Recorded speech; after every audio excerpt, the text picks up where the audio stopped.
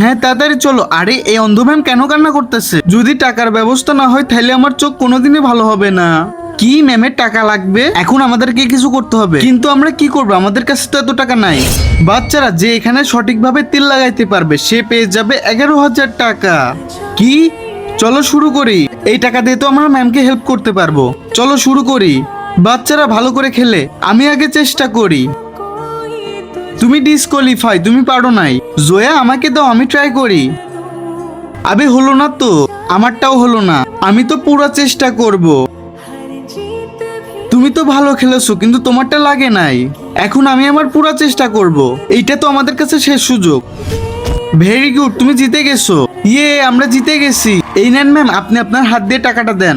এই নাও আরিয়ান। তুমি যদি তোমার মা বাবাকে ভালোবেসে থাকো তাহলে ভিডিওটাতে একটা লাইক করো এবং চ্যানেলটাকে সাবস্ক্রাইব করো। আর যদি লাইক সাবস্ক্রাইব না করো তাহলে বুঝে নেবো তুমি তোমার মা বাবাকে ভালোবাসো না। না ম্যাম, আপনি ওই টাকাটা আপনার কাছে রেখে দেন।